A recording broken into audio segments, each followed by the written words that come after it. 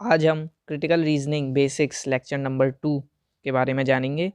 तो जिन लोगों ने पहला लेक्चर नहीं देखा है वो जाकर सबसे पहले पहला लेक्चर देखें, उसके बाद सेकंड वीडियो पर आना। तो आज हम समझेंगे थिंकिंग ऑफ एग्जामिनर कि एग्जामिनर क्या सोचकर एक पैसेज और उसके ऊपर क्वेश्चन किस तरीके से सेट करता है, हम उस चीज़ के बारे में जानेंगे। तो सबसे पहले हम जानेंगे कि एग्जामिनर वर्सेस ऑथर क्या होता है। ऑथर और एग्जामिनर दो डिफरेंट पर्सन होते हैं। ऑथर वो होता है जिसके माइंड में रीडर होता है, वो रीडर्स को अपने माइंड में लेकर के अपनी बुक या फिर कोई पैसेज को लिखता है।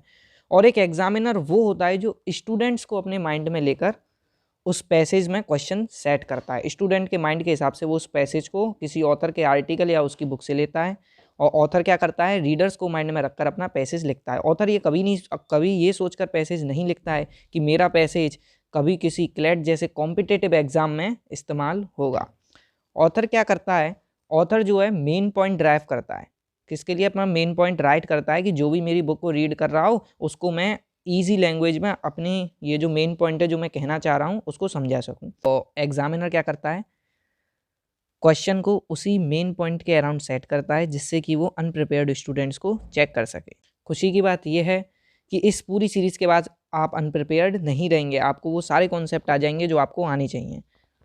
ऑथर जो होता है वो राइटिंग स्किल्स को इस्तेमाल करता है अपने मेन पॉइंट को कंक्लूड करने के लिए, वहीं जो एग्जामिनर होता है वो उसी राइटिंग स्किल्स के अराउंड क्वेश्चन को फ्रेम करता है और उसमें ट्रैप्स दे देता है। ट्रैप्स जैसे कि एक्सट्रीम ऑप्शन बना दिया या फिर कोई रॉन्ग वर्ड दे दिया। अब हम समझेंगे पैसेज एंड क्वेश्चंस के बारे में। इसके बाद जो नेक्स्ट वीडियो होगी वो इसी डिस्ट्रैक्शंस के ऊपर ही होगी कि ऑथर किस तरीके की डिस्ट्रैक्शन सेट कर सकता है। एग्जामिनर एक सिंपल पैसेज लेता है और उसके अराउंड क्या करता है, क्वेश्चन को सेट करता है। नेक्स्ट है ऑब्जेक्टिव ऑफ एग्जामिनर।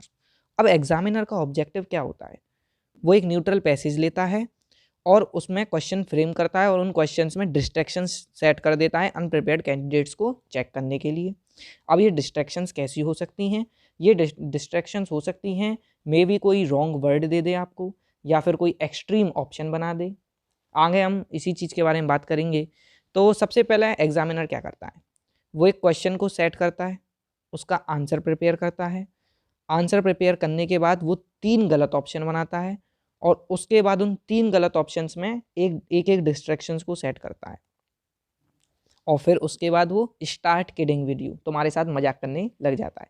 याद रखना एक चीज़ हमेशा कि एक सही आंसर बनाने से ज़्यादा कठिन होता है 3 गलत आंसर बनाना। एग्जामिनर बहुत ज़्यादा सोचता है 3 गलत आंसर बनाने में, और वो 3 गलत आंसर्स में बहुत छोटी छोटी माइनर डिस्ट्रैक्शंस रख देता है जो कि कैसी होती हैं, हो सकती हैं कि वो एक होमोजीनियस होती हैं करेक्ट आंसर्स के, वो अनप्रिपेयर्ड कैंडिडेट्स को एकदम परफेक्ट लगती हैं क्योंकि वो डायरेक्टली या तो पैसेज में से ली हुई लाइन होगी या फिर वो एकदम नॉर्मल बात कर रहा होगा या फिर कोई एक्सट्रीम ऑप्शन होगा जो कि अनप्रिपेयर्ड स्टूडेंट्स उन्हें पढ़ते ही मार्क कर जाते हैं क्योंकि वो उनको बहुत ईजिली समझ में आ जाती हैं। लेकिन रियलिटी में वो एक क्या होती है, डिस्ट्रैक्शंस होती है।